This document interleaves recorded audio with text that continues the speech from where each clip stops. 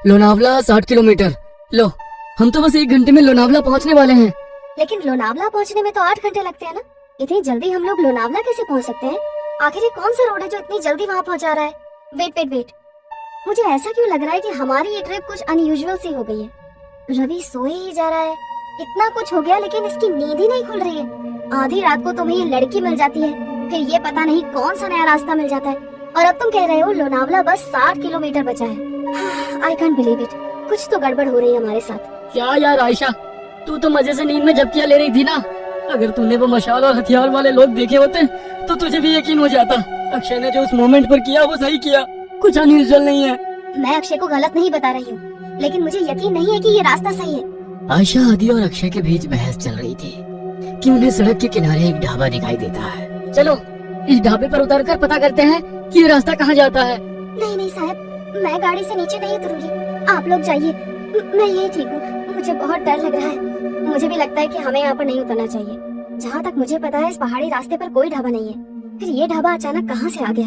अरे यार चलो ना, तुम लोग हर काम बिगाड़ते क्यों रहते हो? कुछ खाने को मिल जाए तो ले लेंगे, फ्रेश भी हो लेंगे। ये रवि तो उठ ही नहीं रहा है, इसके लिए भी कुछ पैक करा लेंगे।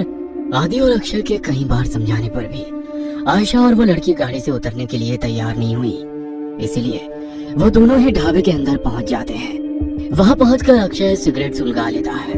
आदि, सिगरेट पिएगा? दूर रख इससे, पहले ही शराब पी रखी है, ऊपर से ये सिगरेट। पागल मत बन अक्षय, तुझे गाड़ी भी चलानी है। अरे वो तो कब की उतर गई भाई। कोई है? अरे भाई कुछ मिलेगा खाने के लिए? अक्षय के कहीं बाहर आवाज लगाने पर एक रहस्यमय सा दिखने वाला आदमी अंदर से बाहर आता है। कुछ खाने के लिए है? अक्षय की बात सुनकर वो आदमी एक प्लेट में दाल चावल निकाल कर उसकी ओर बढ़ा देता है। छी! ये कैसा खाना है? इसमें तो कीड़े रेंग रहे हैं। खाओ चुपचाप, हम भी कई दिनों से भूखे हैं। अब तुम आ गए हो, अब हमारी भूख भी मिट जाएगी। उस आदमी की रहस्यमयी बातें सुनकर अक्षय बहुत घबरा जाता है। अक्षय उस आदमी को धक्का देकर वहाँ से भागते हुए गाड़ी की तरफ आ जाता है। आदि चल यहाँ से, ये आदमी मुझे कुछ ठीक नहीं लग रहा है, यहाँ रुकना सही नहीं है। कहाँ तक भागोगे? वो तुम तक पहुँच चुका है, छल चुका है तुम्हें, अब तुम में से कोई नहीं बचेगा। इतना कहकर वो आदमी वहाँ से गायब हो जाता है। अक्षय और आदि हाँफते हुए वापस गाड़ी में आकर बैठ जाते हैं। गाड़ी में बैठ आदि, हम अभी भी चलाओ में हैं, और उस आदमी ने अभी अभी हमसे कहा कि वो हम तक पहुंचकर हमें छल चुका है। इसका मतलब कहीं ये तो नहीं कि छलावा हम में से ही कोई एक हो? अबे क्या बकवास कर रहा है? क्या नई कहानियां बना रहा है अब तू? अरे तू तो पूरे रास्ते सो रहा था ना, तुझे नहीं पता हमारे साथ क्या क्या हुआ है। तू चुप रह, ये ढाबा भी एक छलावा ही था। कुछ समझ नहीं आ रहा है क्या सच है क्या भ्रम। एक मिनट रवि, इतनी बार गाड़ी रुकी, इतना शोरगुल हुआ, तेरी नींद कैसे नहीं टूटी? तो रवि ही है ना? कहीं ऐसा तो नहीं कि यही छलावा हो? सोचो गाइस, पूरे रास्ते इसने हमसे कोई बात नहीं की है। तुम लोग पागल हो गए हो क्या? हाँ? मुझे तो लगता है ये लड़की ही छलावा है। आधी रात को सड़कों पर लड़कियां नहीं प्रेत घूमती है। मेरी मानो तो इसे पहाड़ से नीचे धकेल कर छुटकारा पाओ इससे, देखना उसके बाद सब सही हो जाएगा। पागल मत बनो, मैं एक इनोसेंट लड़की को ऐसे कुछ भी करने नहीं दूंगा। मुझे तो लगता है साहब ये आधी सारी छलावा है, यही हमें ढाबे में ले जाने के लिए पीछे पड़े थे। ये सब इनकी ही चाल है। अरे बस करो तुम सब के सब, ये क्या तमाशा शुरू कर दिया? तुम चुप करो अब, मैं अभी मरना नहीं चाहती। सबसे पहले तो मैं इस लड़की का काम तमाम करूंगी। मुझे भी लगता है कि ये लड़की ही गड़बड़ है। आशा अपने बगल में बैठी उस आदिवासी लड़की का गला दबाने लगती है। आशा को उस लड़की का गला दबाते देखकर अक्षय गाड़ी रोक देता है और उसे बचाने की कोशिश करने लगता है। इस लड़की के लिए मैं अपने दोस्तों की जान खतरे में नहीं पड़ने दूंगा।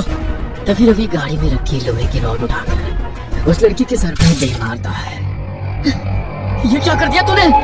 बस खत्म हो गई प्रॉब्लम, इसकी बॉडी को गाड़ी से बाहर फेंको और आगे बढ़ो। लड़की को मारने के बाद वे लोग उसकी बॉडी को गाड़ी से नीचे उतार रहे होते हैं कि तभी दूसरी ओर से कुछ गांव वाले मशाल लेकर उनकी ओर दौड़ते दिखाई पड़ते हैं। ये तो वही लोग हैं ना जिसे ये लड़की छलावा बोल रही थी। इसका मतलब छलावा अभी भी हमारे आसपास ही है। जल्दी चलो यहाँ से।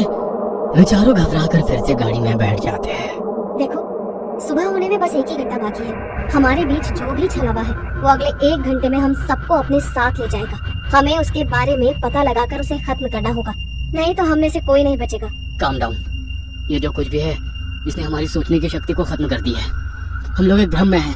क्या सच है क्या झूठ कुछ भी समझ नहीं आ रहा है। वो हमें इमोशनली ब्रेक कर रहा है ताकि हम पर काबू कर सके। तू अपना प्रवचन अपने पास रख, मैं तुम तीनों को ही खत्म कर दूंगा। तो छलावा के बचने का कोई चांस भी नहीं रहेगा। तू मुझे भी मार देगा रवि? तू तो मुझसे प्यार करता था ना। Shut up!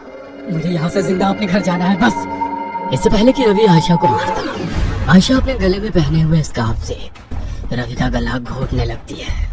तू ही है वो राक्षस, तुझे ही खत्म कर देती हूँ, सारी प्रॉब्लम खत्म हो जाएगी। आयशा और रवि के बीच होती हाथापाई को देखकर अक्षय अचानक से अपनी सीट के पास रखी बियर की बोतल को आदि के सर पर दे मारता है। उस फूटी हुई बोतल से ही अक्षय आदि के ऊपर एक के बाद एक कई सारे वार कर देता है। अक्षय के आदि पर हमला कर देने से अचानक ही आदि का चेहरा बदलने लगता है और वो एक खौफनाक चेहरे वाले प्लेट में बदल जाता है। आदि का चेहरा बिल्कुल काला हो गया था और उसके बदन पर कपड़े भी पुराने और फटे दिखाई दे रहे थे। हैरानी से अक्षय की ओर घूरते हुए वो जोर से चिल्लाया, नहीं, ये नहीं हो सकता। आज तक मेरे भ्रम जाल से निकलकर कोई बाहर नहीं आ पाया है। तुझे कैसे पता चला कि मैं ही छलावा हूँ? पिछले काफी देर से मैं आज रात की सारी घटनाओं की कड़ियां आपस में जोड़ने की कोशिश कर रहा था। तुझे पहले ही पता था कि हम तेरा बर्थडे मनाने लोनावला जा रहे हैं। घर से तो तू खुशी खुशी हमारे साथ आ गया था, लेकिन जैसे ही ये पहाड़ी हाईवे स्टार्ट हुआ तो कुछ अजीब सा व्यवहार करने लगा। पहले तूने कई बार मुझे यू टर्न लेने को कहा, जबकि तू जानता था उस रोड पर आगे 10 किलोमीटर तक कोई यू टर्न नहीं है। उसके बाद उस लड़की को लिफ्ट देने से मना करना, अचानक से छलावे की कहानी सुनाने लगना, जबकि तू तो इन बातों को कभी मानता ही नहीं है। और गाँव की लड़की ठीक कह रही थी, तू ही मुझे जानबूझकर उस ढाबे में ले गया था, लेकिन मैं वहाँ से बचकर किसी तरह निकल आया। मेरे सिगरेट के लिए पूछने पर तूने मेरा हाथ जब झटका वो मुझे बहुत अजीब लगा था।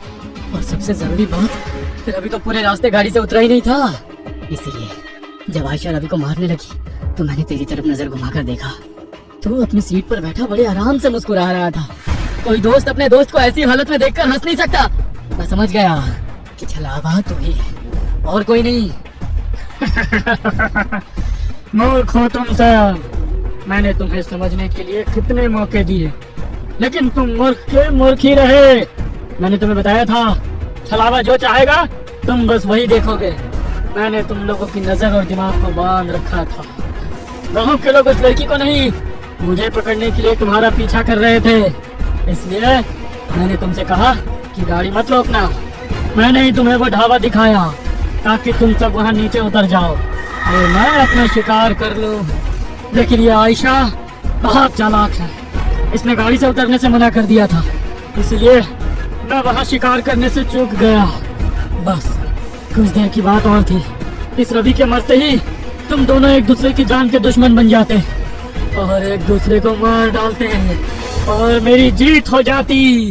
अगर ये आदि नहीं है तो हमारा आदि कहाँ है? तुम्हारा आदि तो उसी जगह मेरा शिकार बन गया था जब पहली बार तुम सब गाड़ी से उतरकर इस अक्षय से झगड़ा कर रहे थे और वो गाड़ी की डिक्की चेक कर रहा था। अक्षय, मार इसको, छोड़ना मत। उसने हमारे आदि को मार डाला, मैं इसे नहीं छोड़ूंगी। सुबह के 4 बज चुके हैं, अब तुम लोग मेरा कुछ नहीं बिगाड़ सकते। इतना कहकर वो छलावा वहाँ से गायब हो जाता है।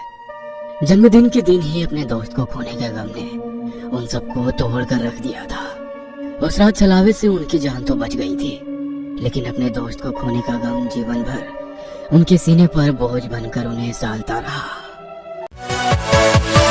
Yeah.